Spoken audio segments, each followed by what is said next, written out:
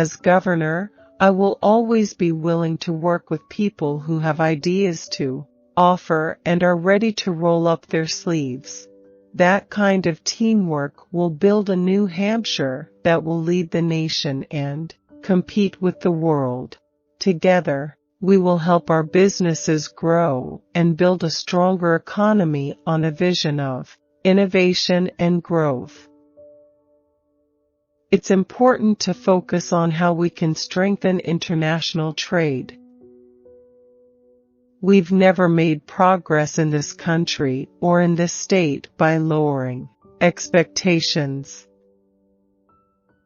I am highly distressed and offended by what Donald Trump has been saying, and I don't think his nomination is good for the country. I think he would be a terrible president and terrible for our country. I served in the state senate for 6 years with retiring Governor John Lynch. During that time, we had the 4th lowest unemployment rate in the country. President Clinton's record of advocating for the middle class and creating millions of new jobs and opportunity for Americans is second to none. I'm looking forward to campaigning with him and talking about how we keep New Hampshire moving forward and build a strong, innovative economy with the best workforce in the country. Working together, we will continue to lay the foundation for a new generation of inclusive economic growth, expand economic opportunity for middle-class families, and ensure that innovative businesses have the support they need to thrive and grow in the years to come. I didn't intend to run for public office. I didn't really think about it. What's really important to me is that we have fiscally responsible, balanced budgets. I support Hillary Clinton for the presidency because her experience and her record demonstrate that she's qualified to hold the job. Iran can never get a nuclear weapon, and it never will as long as I have anything to say about it. I have a record of wanting to make sure that campaigns are open and financing is fair, but it can't just be one-sided. Women are able to fit public service into their lives. Once they find out they like it and can do it, there is plenty of room to grow. You begin to realize that the genius of our country is the constant push to be more inclusive and find new ways of engaging everyone. New Hampshire is moving in the right direction because we have shown time and time again that we can work across the aisle to solve problems. As governor, I've worked to solve problems the New Hampshire way, bringing together Democrats, Republicans, and Independents to help hard-working Granite Staters adapt to our changing economy so that everyone has the opportunity to get ahead and stay ahead. I am disappointed that Senator Ayotte has voted repeatedly for deep cuts in Pell Grants that would make college more expensive for thousands of New Hampshire students and voted against allowing young people to refinance their student loans. I have always been a strong champion for New Hampshire's environment. As senator, I will always put the health and safety of New Hampshire's families first. I certainly think that we can take steps to prevent this kind of weapon that is designed to create mass casualties from getting into the hands of the wrong people while still protecting the Second Amendment rights of the people of New Hampshire and making sure that we're protecting the ownership and use of legitimate hunting rifles. Through Gateway to Work, we can provide more of the workers our businesses need to thrive, and we can help give more of our families the opportunity to work their way to self-sufficiency and into the middle class. Our economy works really well without an income or a sales tax. The Granite State needs a senator who knows that New Hampshire comes first and leads like it. We've always made progress by understanding what the next great challenge is. The fact that a New Hampshire legislator's position is not seen as a career or a way of supporting a family has meant that it draws women. At times, I think men who might be looking for a paid career have known that they couldn't make one out of serving in the legislature, so there's a little more space for women. When you are in a small rural place with cold weather and a lot of granite, you need people who are going to work hard, and you really stop worrying about what gender they are. I spend a lot of time talking to women interested in office about how they can make it work. It's important for whoever is governor to be somebody with a breadth of experience in life, in business, and in service. I think it's very important for both women and men to see women working in a variety of capacities.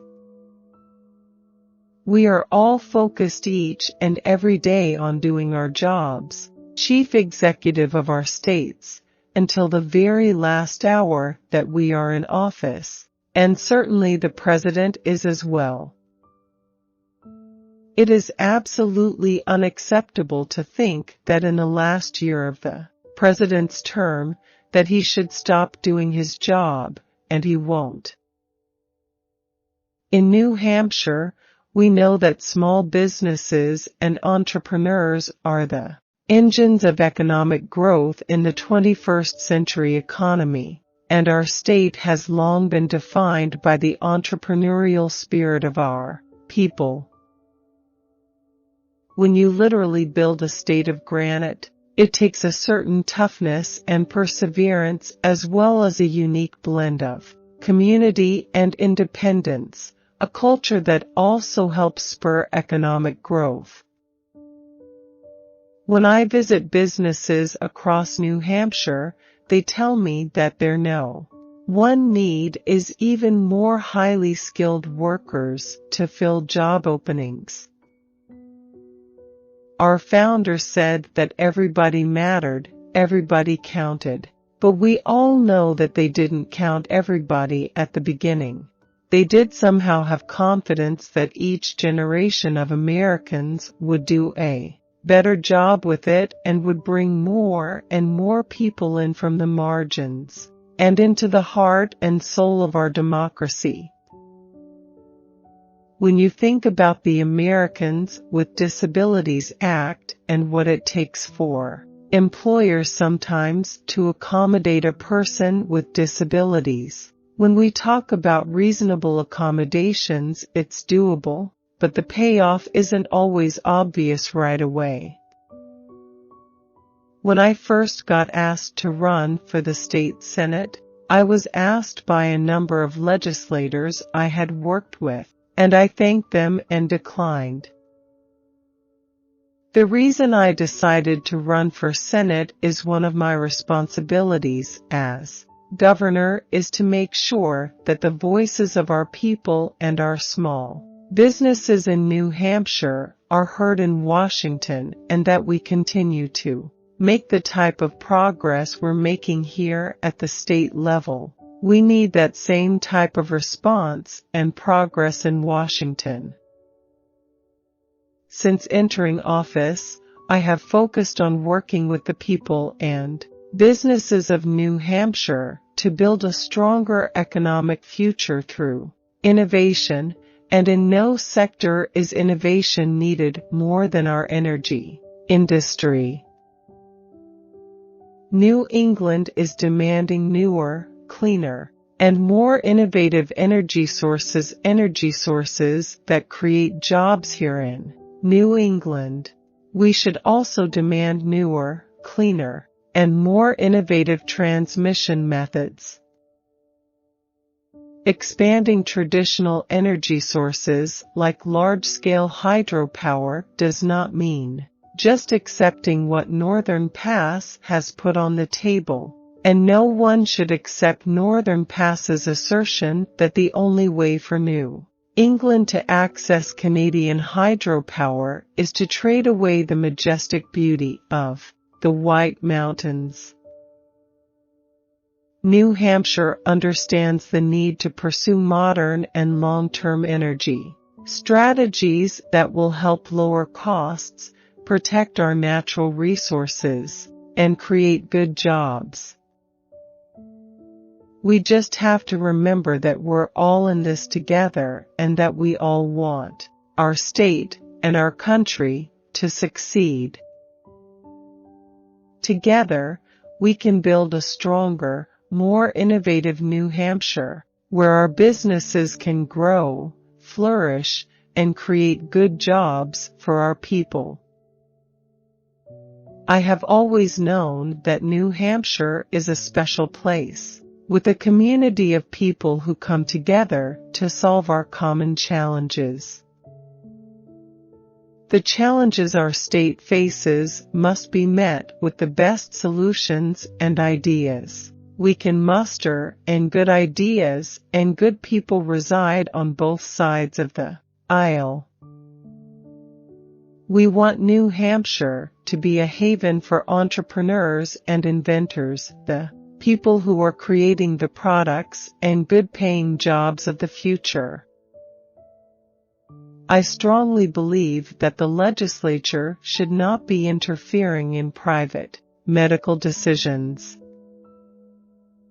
Women are smart enough and strong enough to make their own health care decisions and should be able to make these decisions in private, consulting with their doctors and families as they choose. The more women serve in executive office, the more confidence they gain in themselves and that voters gain in them.